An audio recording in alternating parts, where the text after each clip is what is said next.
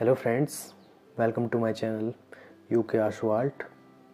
और आज की वीडियो होने वाली है आर्ट नॉलेज पे, जिसमें मैं बताऊंगा एलिमेंट ऑफ आर्ट, कला के तत्व। ये एकेडमिक नॉलेज है जिसका बिगनर्स और स्टूडेंट को जानना बहुत ज़रूरी है।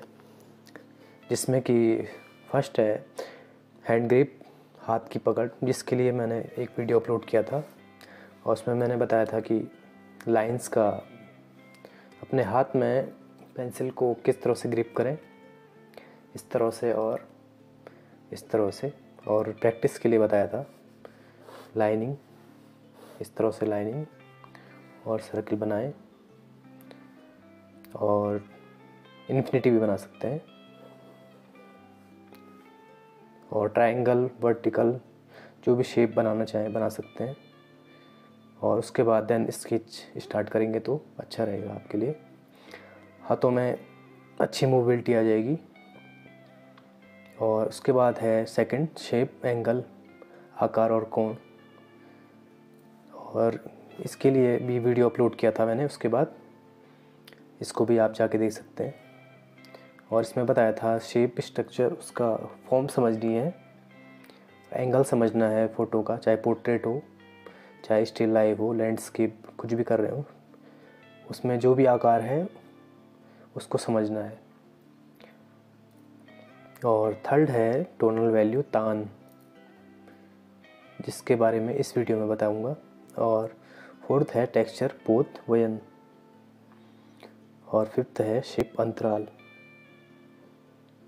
स्पेस। स्पेस स्पेस में पॉजिटिव स्पेस, नेगेटिव स्पेस और उसको बैलेंस कैसे करना है, ये चीज़ें हैं।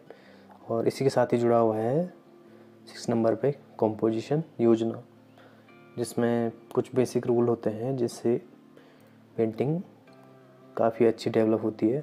जिसमें होता है rule of third, focal point और पर्सपेक्टिव। ये सब आपस में जुड़े हुए हैं और इनको जानना बहुत ज़रूरी है। और 7th में है कलर। चलिए स्टार्ट करते हैं टोनल वैल्यू से। तो आप देख सकते हैं इस स्केच में, अगर आपको नॉलेज प्रॉपर ना हो वैल्यू का तो आपकी स्केच कुछ इस तरह से दिखेगा, या आप पूरा प्लेन भी दिखता है। अगर आप ड्राइंग कितना भी सही कर लें, लेकिन अगर उसके बाद शेडिंग में प्रॉब्लम कर लेंगे तो वो शेप बिगड़ जाता है। जैसे देख सकते हैं यहाँ पे आँख का शेप बिगड़ गया, अगर ऐसे ही नाक का शेप बिगड़ जाता है, कान, नाक, होंठ, उसका अगर प्रॉपर वैल्यू ऐड ना की गई हो अगर। और ये वाला दिखा देते हैं आप। तो आप इसमें देख सकते हैं बैलेंस तरीके से अगर वैल्यू को ऐड किया जाए तो देखने में अच्छा लगता है स्केच। तो चलिए इसके बारे में बताता हूँ। तो आपको बता देता हूँ आखिर तान है क्या और इसकी इम्पोर्टेंस क्या है। रंगत का गहरा या हल्कापन तान कहलाता है, जिसमें यहाँ पे ग्रे स्केल में देख सकते हैं आप।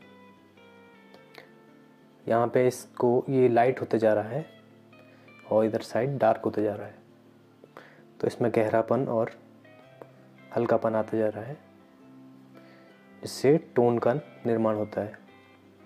और इसकी ज़रूरत, इससे जो माहौल क्रिएट होता है वो होता है 3D, और जिससे देखने में बहुत ही अच्छा इंटरेस्ट क्रिएट होता है आपकी स्केच में।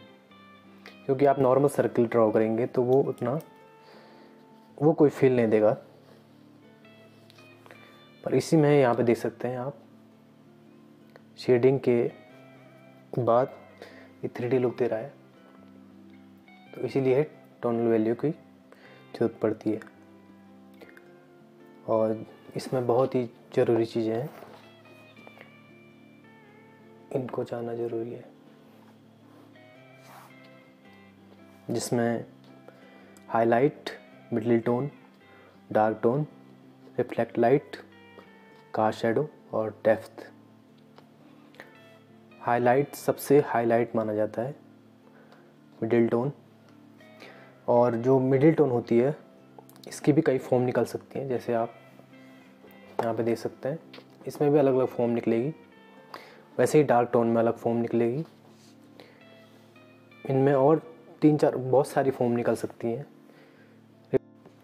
जैसे कि आप इस गोले के माध्यम से समझ सकते हैं। और आप सबसे पहले आपको लाइट सोर्स का पता करना है, और जब सामने जो ऑब्जेक्ट होगा उसमें पता चल जाएगा। लाइट सोर्स में सबसे हाईलाइट एरिया होगा जहाँ पे सबसे पहले लाइट पड़ेगी, उसके बाद धीरे धीरे वो लाइट घटती जाएगी और फिर वैल्यू ऐड होती जाएगी, डार्क वैल्यू की तरफ जाएगा। और जैसे कि आप देख सकते हैं हाईलाइट एरिया आया है, फिर मिडिल टोन आएगी, डार्क टोन और साथ में शैडो, और जो जिसके ऊपर ऑब्जेक्ट होगा वहाँ से लाइट तो इस पे नीचे सरफेस पे भी पड़ेगी, तो वहाँ से रिफ्लेक्टिंग जो लाइट आएगी वो भी ऑब्जेक्ट पे आपको शो होगी, और जो ऑब्जेक्ट है उसकी शैडो भी होगी। फिर उसके बाद देख सकते हैं शैडो में भी जो ऑब्जेक्ट के करीब जो शैडो होगी वो ज़्यादा डार्क होगी, इसकी भी फॉर्म बदलती जाएगी। धीरे धीरे ये भी लाइट की ओर आता जाएगा जैसे जैसे शैडो ऑब्जेक्ट से थोड़ा दूर होती जाएगी। और अगर ऑब्जेक्ट लाइट होगा तो पीछे डेप्थ क्रिएट करने के लिए डार्क शेड का यूज करेंगे। अगर माना ऑब्जेक्ट अगर आगे डार्क है तो पीछे लाइट डेप्थ का क्रिएट करेंगे, क्योंकि डेप्थ थोड़ी कंडीशनल होती है जिसका यूज अकॉर्डिंग टू कॉन्सेप्ट किया जाता है। मान लीजिए आप लैंडस्केप क्रिएट कर रहे हैं, उसमें डेप्थ क्रिएट करने के लिए अगर आपको सामने कोई ट्री है उसको फोकस करना है तो पीछे डेप्थ क्रिएट करने के लिए आपको पीछे ब्लर इफेक्ट करना होगा, जिससे आपका जो ट्री है वो फोकस में आएगा। वैसे ही अगर सामने कोई लाइट ऑब्जेक्ट है या पोर्ट्रेट है जैसे लाइट ब्राइट फेस, तो उसमें पीछे से आपको अगर उसमें डेप्थ क्रिएट करनी है जिससे आपका जो पोर्ट्रेट है वो सामने निकल के आए, तो उसके लिए आपको बैकग्राउंड में डार्क कलर का यूज करना होगा या डार्क शेड रखनी होगी, तो जिससे वो पोर्ट्रेट हो आपका फोकस में आ जाएगा। तो इसी तरह से डेप्थ कंडीशनल होती है, डिपेंड ऑन कॉन्सेप्ट जो ऑब्जेक्ट है आपके सामने। और आप इस तरह से सेटअप कर सकते हैं लाइटिंग का, जिससे लाइट के लिए एक सोर्स मिल जाएगा एक साइड से, और जिससे प्रैक्टिस कर सकते हैं। इसमें आपको प्रॉपर वैल्यू शो हो जाएगी, देख सकते हैं आप यहाँ पे हाईलाइट नज़र आ रहा है।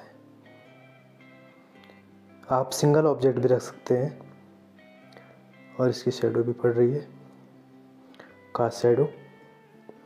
यहाँ इसकी शैडो है डार्क टोन, देख सकते हैं प्रॉपर नज़र आ रहा है।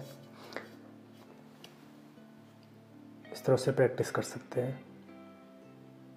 और जो बैकग्राउंड में होगा वो आपको या तो वाइट रखें, अगर आगे आपका लाइट ऑब्जेक्ट है तो डार्क रखें। सेकंड जो आप प्रैक्टिस कर सकते हैं वो है मोबाइल फ़ोन से फ़ोटोग्राफ लेकर के, और वो इंटरनेट से आप कोई भी फ़ोटो अपलोड कर सकते हैं जिसमें प्रॉपर लाइट सोर्स हो किसी डायरेक्शन से, जैसे कि इस फ़ोटो में है, यहाँ पे लेफ़्ट साइड से लाइट आ रही है, तो यहाँ पे प्रॉपर सारी वैल्यू आपको नज़र आ रही होगी। तो ऐसी फ़ोटो आपको बनानी है, चाहे तो लाइव बनाएं, ज़्यादा बेटर है, और नहीं तो फ़ोटोग्राफ से बनाएं। फिर जब आप सीख जाएंगे तो आप किसी भी तरीके से बना सकते हैं, चाहे आप स्क्रबलिंग करें, हैचिंग करें, क्रॉस हैचिंग करें, और कलर में करें, मोनोक्रोम में करें। वैल्यू समझ गए तो किसी भी मेथड में कर सकते हैं, चाहे ब्रश से करें, स्टम्प से करें,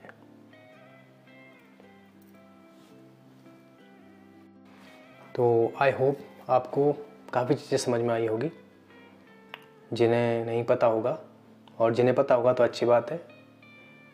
और वीडियो उन तक पहुंचाने की कोशिश करें जो नहीं जानते हैं या जिनको ज़रूरत है इस चीज़ की, और पेंटिंग पसंद है, करना चाहते हैं आर्ट में कुछ, तो उन तक पहुंचाइए। और क्योंकि ये चीज़ें काफ़ी हद तक कॉलेज में मिस की जाती हैं, बताई नहीं जाती हैं, या प्रॉपर तरीके से नहीं बताई जाती हैं, तो समझ सकते हैं। कॉलेज में फ़ीस इतनी ज़्यादा होती है और मटेरियल भी इतना एक्सपेंसिव है, तो आपको प्रॉपर वे में काम करना ज़रूरी है। बस आप काम करते करते रहेंगे लेकिन गलत होगा तो सही नहीं होगा, ये आपके लिए भी और टाइम वेस्ट होगा। पहुंचाइए वीडियो, शेयर करें, और जो चैनल पे नए हैं लाइक शेयर सब्सक्राइब करें।